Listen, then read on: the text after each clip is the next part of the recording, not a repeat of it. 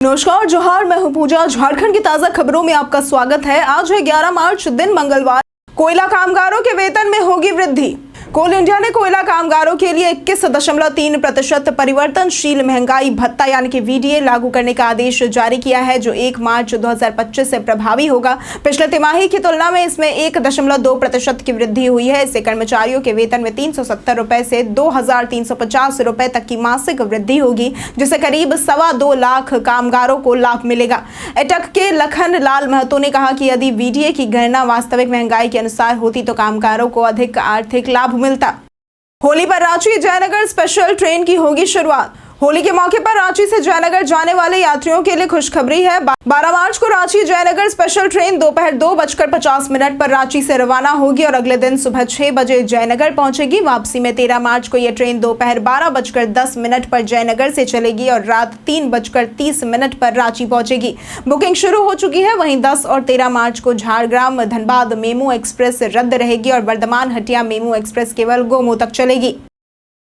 पलाश के फूलों से झारखंड की महिलाएं कर रही हर्बल गुलाल तैयार। झारखंड में 13 जिलों की 780 महिलाएं पलाश, पालक, हल्दी, चुकंदर और गेंदा फूल से 50 क्विंटल हर्बल गुलाल बना रही है। ये गुलाल पूरी तरह प्राकृतिक और त्वचा के लिए सुरक्षित है। पलाश के फूल सुखाकर, पीसकर और अरारोट में मिलाकर गुलाल तैयार किया जाता है। इस पहल से महिलाओं को रोजगार मिला है, जिससे वे आत्मनिर्भर बन रही हैं। हर्बल गुलाल की बढ़ती मांग पर्यावरण के अनुकूल उत्पादों के प्रति लोगों के रुझान को दर्शाती है। साइबर ठगी के मामले में देवघर शीर्ष 5 में शामिल। National cyber crime reporting portal यानी कि एनसीआरपी के अनुसार देश भर के 74 जिले साइबर ठगी के हॉटस्पॉट बने हुए हैं। इनमें हरियाणा का नूह पहले, राजस्थान का डीग दूसरे और झारखंड का देवघर तीसरे स्थान पर है। बिहार के नालंदा सहित झारखंड के कई जिले साइबर ठगियों के अड्डे बन गए हैं। कभी साइबर ठगी का केंद्र रहा जामताड़ा अब 14वें स्थान पर है, जबकि देवघर शीर्ष 5 में शामिल हो चुका है। पुलिस कार्रवाई के बाद ठगों ने अपने ठिकाने बदल लिए हैं। झारखंड में मजदूर स्वास्थ्य जांच योजना शुरू। झारखंड में करीब 10 लाख निर्माण मजदूरों के लिए मुख्यमंत्री श्रमिक स्वास्थ्य जांच योजना शुरू की जाएगी, जिसमें 24 तरह की मुफ्त जांच की जाएगी। गंभीर बीमारी पाए जाने पर इलाज की भी व्यवस्था होगी। ये योजना 2025-26 से 2027-28 तक चलेगी, जिस पर 470 करोड़ रुपए खर्च होंगे। पहले साल 2.5 लाख मजदूरों की जांच का लक्ष्य है। श्रम विभाग के तहत झारखंड भवन व निर्माण कर्मकार कल्याण बोर्ड इस योजना को संचालित करेगा, जिससे मजदूरों को हेल्थ कार्ड के माध्यम से स्वास्थ्य सेवाएं मिलेंगी।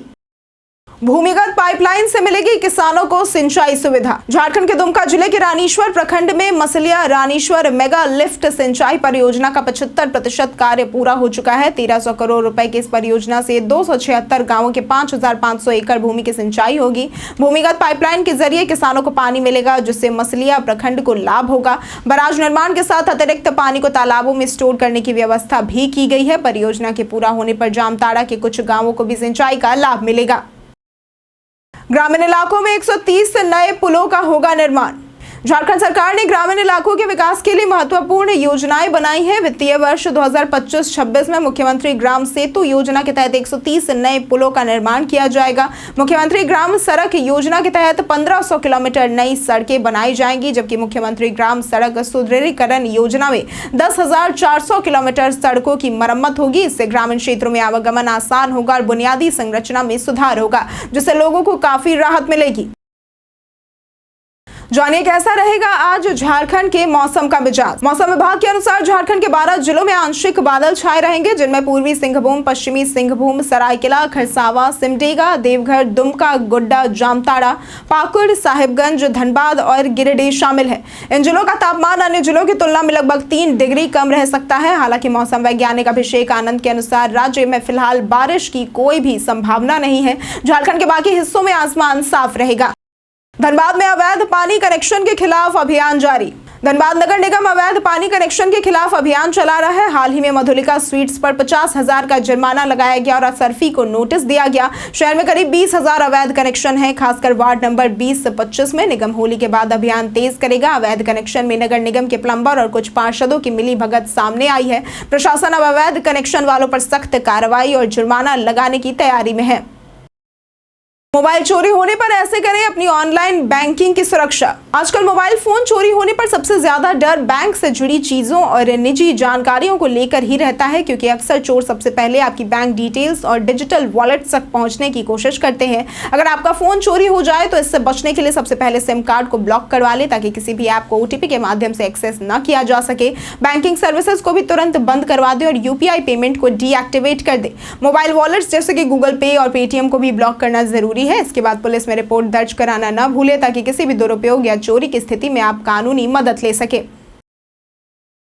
राज्य के इस जिले में दोहरी बिजली कनेक्शन पर होगी कार्रवाई। धनबाद के बीसीसीएल क्षेत्र में 2 बिजली कनेक्शन लेने वालों पर कार्रवाई की जाएगी। इससे विभाग को राजस्व हानि और मेंटेनेंस में दिक्कत हो रही है, क्योंकि एक लाइन बंद करने पर बीसीसीएल की लाइन चालू रहने से हादसे की आशंका रहती है। बीसीसीएल के भूली, पुटकी, करकेंद आदि क्षेत्रों में कई लोग 2 कनेक्शन लिए हुए हैं। अधिकारियों ने ऐसे लोगों को खुद से एक कनेक्शन हटाने की सलाह दी है, अन्यथा विभाग द्वारा कार्रवाई की जाएगी। अब खतियान के बिना भी बन सकता है जाति प्रमाण पत्र। सरायकेला नगर पंचायत में अब खतियान में जाति दर्ज न होने पर भी जाति प्रमाण पत्र बनाया जाएगा। इसके लिए अभ्यर्थी को 1 माह पूर्व अंचल कार्यालय में आवश्यक दस्तावेजों के साथ आवेदन जमा करना होगा। नगर पंचायत द्वारा सत्यापन के बाद ही प्रमाण पत्र निर्गत किया जाएगा। यह निर्णय एसडीओ सत्यानंद महतो व अंचल अधिकारी भोला महतो के प्रयासों से लिया गया है, जिससे लोगों की लंबे समय से चल रही परेशानी का समाधान हो सके। मैया सम्मान योजना में बड़ा फर्जीवाड़ा आया सामने। झारखंड में मैया सम्मान योजना में बड़ा फर्जीवाड़ा सामने आया है, जिसमें तमाड़ के कार्तिक पातर के खाते में 112 महिलाओं की राशि जा रही थी। उसका भाई प्रज्ञा केंद्र संचालक है, जिसने महिलाओं के नाम पर खाते को जोड़ा था। पुलिस ने कार्तिक को जेल भेज दिया है और उसके भाई पर भी कार्रवाई की तैयारी चल रही है। रांची में 12,000 से अधिक डुप्लीकेसी मामले पकड़े गए हैं, जिसमें सरकारी कर्मियों के परिजनों और अन्य योजनाओं के लाभुकों को भी पैसे मिले थे। प्रशासन ने दोषियों पर कार्रवाई कर राशि वसूलने का प्रयास किया है। झारखंड पर्यटन में आज बात होगी शिखरजी तीर्थ स्थल की। झारखंड पर्यटन में आज हम बात करेंगे शिखरजी जैन धर्म के प्रमुख तीर्थ स्थलों में से एक है, जहां पारसनाथ पहाड़ी पर 24 जैन तीर्थंकरों को मोक्ष प्राप्त हुआ था। यह स्थल समुद्र तल से लगभग 1350 मीटर की ऊंचाई पर स्थित है। शिखरजी अपनी प्राकृतिक सुंदरता, हरियाली और ऊंचे पर्वतों के लिए प्रसिद्ध है, जो इसे एक अद्भुत पर्यटन स्थल बनाता है। यहाँ बड़ी संख्या में श्रद्धालु और पर्यटक घूमने के लिए आते हैं, जिससे इसका धार्मिक और प्राकृतिक महत्व और भी ज्यादा बढ़ जाता है। बोकारो में बर्ड फ्लू का बढ़ा प्रकोप। झारखंड के बोकारो स्थित सेक्टर 12 के राजकीय कुक्कुट प्रक्षेत्र में बर्ड फ्लू H5N1 की पुष्टि के बाद सैकड़ों मुर्गियों को मार दिया गया। प्रभावित क्षेत्र में 1 किलोमीटर के दायरे में सभी मुर्गियों को मारने और 10 किलोमीटर के दायरे में पोल्ट्री उत्पादों की बिक्री पर रोक लगा दी गई है। लगभग 250 पक्षियों की मौत के बाद 46 पक्षियों को मारकर 506 अंडे और 1717 किलोग्राम पोल्ट्री फीड नष्ट किया गया है। हालात पर निगरानी के लिए प्रशासन सतर्क है। जन्म प्रमाण पत्र आवेदन की अंतिम तारीख की जाने सच्चाई। सोशल मीडिया पर इन दिनों एक पोस्ट वायरल हो रहा है। इस पोस्ट में दावा किया जा रहा है कि केंद्र सरकार ने जन्म प्रमाण पत्र के लिए आवेदन करने की अंतिम तारीख 27 अप्रैल 2026 घोषित की है, लेकिन आपको बता दें कि यह दावा पूरी तरह से फर्जी है। केंद्र सरकार ने जन्म प्रमाण पत्र के संबंध में समय सीमा पर ऐसा कोई संचार जारी नहीं किया है। आपको बता दें कि पीआईबी फैक्ट चेक ने इस बात की पुष्टि की है और इस तरह की खबरों से लोगों को सतर्क रहने की सलाह दी है। ऑनलाइन धोखाधड़ी से बचने के लिए आधार बायोमेट्रिक्स को ऐसे करें लॉक। ऑनलाइन धोखाधड़ी से बचने के लिए आधार बायोमेट्रिक्स को लॉक करना एक महत्वपूर्ण उपाय है। इससे आपका आधार चोरी होने और गलत इस्तेमाल से सुरक्षित रहता है। UIDAI का फीचर आपके फिंगरप्रिंट, आइरिस और फेस डेटा को लॉक करने में मदद करता है, जिससे पहचान वेरिफिकेशन, बैंकिंग और फर्जी सिम कार्ड जारी करने से बचाव होता है। आप UIDAI पोर्टल या फिर M आधार ऐप के माध्यम से इसे लॉक कर सकते हैं। UIDAI पोर्टल पर वर्चुअल ID जनरेट करके बायोमेट्रिक्स से लॉक कर सकते हैं, जबकि M आधार ऐप से भी इसे लॉक किया जा सकता है। AQI के मामले में रांची की हालत हुई खराब। झारखंड के शहरों में एयर क्वालिटी इंडेक्स यानी कि AQI की ताजा रिपोर्ट में रांची का प्रदूषण स्तर सबसे अधिक यानी कि 161 दर्ज किया गया, जबकि जमशेदपुर 147 और धनबाद 135 का स्तर भी सामान्य से ऊपर रहा। पिछले दिन के मुकाबले रांची और धनबाद का AQI बढ़ा है, वहीं जमशेदपुर में सुधार हुआ है। पॉल्यूशन कंट्रोल बोर्ड ने अधिक प्रदूषण वाले क्षेत्रों में मास्क पहनने, घर की खिड़की दरवाजे बंद रखने और बच्चों को गंदी जगहों पर खेलने से बचाने की सलाह दी है। प्रशासन की अनदेखी से सखुआ पेड़ों की तस्करी जारी।